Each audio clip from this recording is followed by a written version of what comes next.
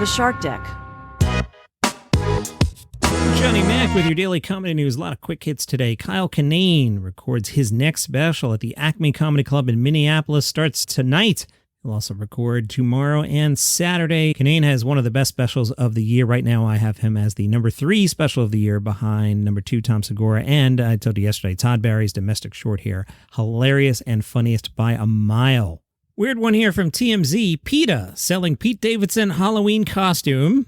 Inspired by unhinged voicemail. The story, a source close to Pete says it's disgusting to capitalize on someone's mental health and not to mention illegal use of his likeness. According to TMZ, PETA's limited edition costume comes with a paper mask of Pete's face, an I should have adopted hoodie, and a hat with a censored curse word plastered on it. All this refers to Pete Davidson's profanity-laced telephone rant after PETA called out Pete Davidson for buying a pet store puppy instead of one from a shelter. It also comes with a plush dog wearing a shelter's dog rule bandana. The whole thing goes for $99.99. Proceeds go toward spay and neuter surgeries to help combat the overpopulation of homeless dogs. According to PETA, over 70 million dogs and cats are homeless in the United States. Wow, that's a crazy number, 70 million.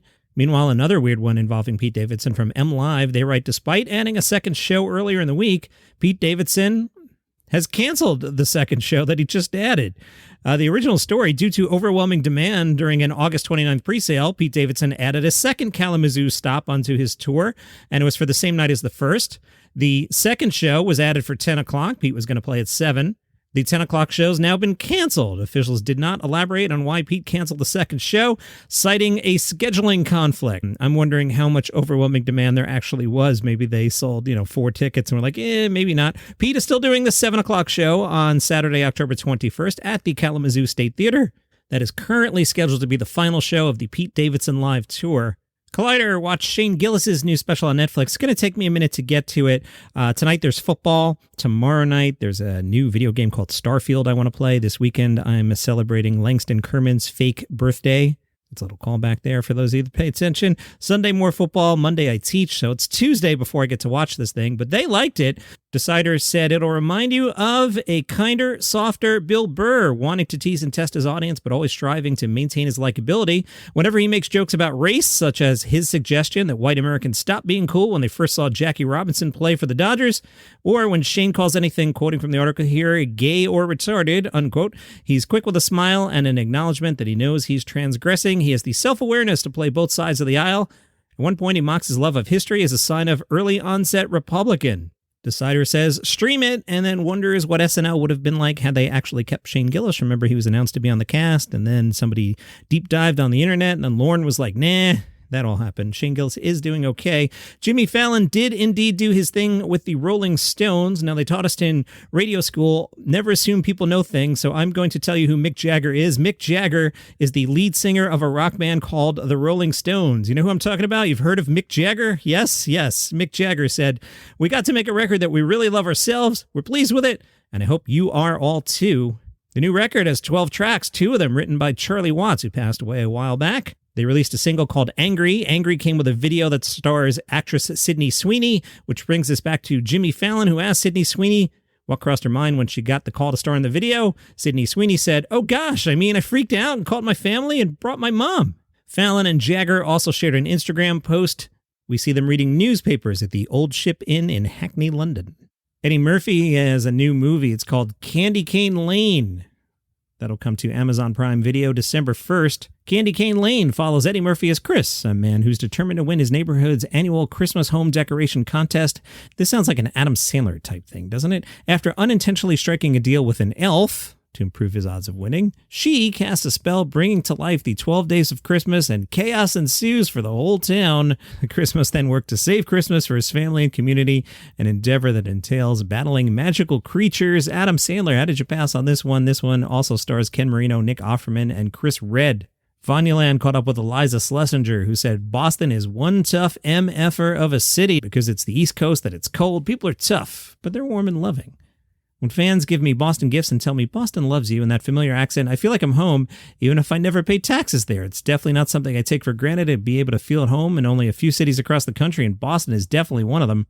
If I were talking to my younger self, I would say try to enjoy cities more. I started doing stand-up before Uber was a thing, so taking a cab wasn't always the easiest thing, but when you can really get to a place when you're not too hungover or tired to explore a city, from farmers markets and upcoming suburbs to eating the food that's from that city, it really makes you a better traveler for when you get a real feel for a place. The Wall Street Journal did an article about Spotify's podcasting efforts. In that, we learned that they're paying Trevor Noah $4 million. Now, it's unclear if that's $4 million a year or $4 million for the next 100 years, but it's $4 million. The Journal calls it a deal that allows the company to collect revenue from the podcast to cover its investment. After that, both sides share the take. That's pretty standard. Maria Bamford's book, Sure, I'll Join Your Cult, is out, and Maria's pretty open about sharing things, including how much she got paid by Gallery Brooks, which is an imprint of Simon & Schuster. She got $50,000 up front, another $50,000 once the book was published, so ka-ching, that's in the bank now, and then another $50,000 if it gets a paperback edition. Maria spoke about her earlier career and said, I was at Nickelodeon for a year and I was voted Employee of the Month. The same month I got fired. After being fired, I won a voiceover role on Nickelodeon's series Cat Dog. They gave me a severance of 2 months with pay, and after that I was able to move to a nicer neighborhood, get a dog, and begin earning more from stand-up than from tipping. But I'd still do anything for cash. I've answered phones for comedy development executives right after having pitch meetings with them.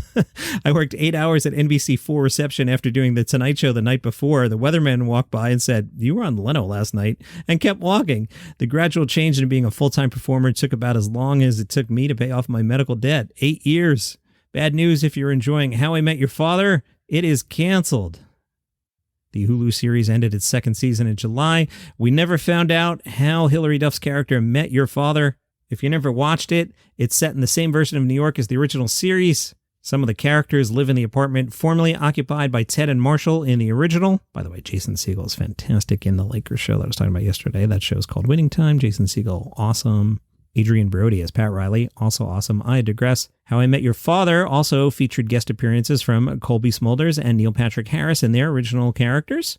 Haven't been on Gossip Corner in a while. The Hollywood Reporter says that Chris Rock was at Beyonce's show on Monday night in L.A. Some other famous folks there, Adele, Lizzo, Katy Perry, Kate Hudson, and Khloe Kardashian. Meanwhile, Pete Davidson on Gossip Corner, he apparently has broken up with Chase Sweet Wonders. An insider told People that Pete's single again and he's out and about doing really well.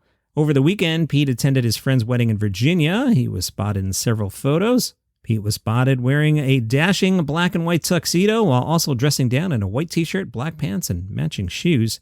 I have one of those links I haven't clicked on yet. It's from Yardbarker. It's the 25 greatest stand-up comedians of all time. They say presented in no particular order. Okay, I'm going to click on this. I'm very, very afraid what they came up with. Okay, in no particular order, Robin Williams, fine. Bill Hicks, okay, you know what you're talking about. Gary Shandling, interesting. Phyllis Diller, showing some respect. Tig Notaro, top 25 of all time, no. Patrice O'Neill, no. Spoke about Patrice over the weekend. I won't do it again. Dick Gregory's an interesting pick. Don Rickles, okay, you know what you're talking about. Bob Newhart, Red Fox. Dave Attell. Attell is really, really good if you've ever seen him live and he's just doing crowd work. Stephen Wright, definitely influential. Mort Saul. Do you guys know Mort? Mort is a legendary political comedian and satirist, known for literally taking comedy right from the headlines, as he often had a newspaper with him on stage to mine material. Bill Cosby makes the list. Very complicated history there with Mr. Cosby, but, until recently, he was always at the very top of every list. Let's move on. Jerry Seinfeld, sure. Mitch Hedberg. Steve Martin, According to Yardbarker, Steve Martin claims that he did stand-up for 18 years and only 4 of them were a wild success. I don't know about putting Steve Martin on this list. I'd have to think about it some more. Joan Rivers, yes. Dave Chappelle, yep. He's been at the top of the game for a decade now. Chris Rock, for sure. Moms Mabley, respect. Lenny Bruce, who started modern stand-up. Eddie Murphy. Well, if Eddie's on here, Pryor better be on here. George Carlin next. And, yep, Richard Pryor. Now, looking at their phrasing, the 25 greatest stand-up comedians, Bob Hope was really good at stand-up. So I would definitely have him on the list. Without looking, I'm trying to think if anyone jumps to mind that belongs on here. Kinison is a favorite of mine, but he was a shooting star. But then again, it was Hedberg. Jeff Foxworthy. Jay Leno was really good. Okay, not the worst list, but Patrice O'Neill, Tig Notaro, no. Jake Rush has a special out today on the 800-Pound Gorilla YouTube page. It's called Overwhelmingly Negative. If you're near Anaheim, you might want to check out tonight Laughing Together, an evening of humor and compassion where comedy takes center stage in support of student mental health, hosted by Chris Gethard and features Nicole Byer, Aparna Nancherla, Christy Cello, and more. That's a good lineup. Laughing Together is a new initiative by Chris Gethard and Wellness Together aimed at bringing artists to the forefront of student mental health programming. It's at the Anaheim Convention Center tonight, 7:30 to 9:30 Pacific. Doors open at 6:30.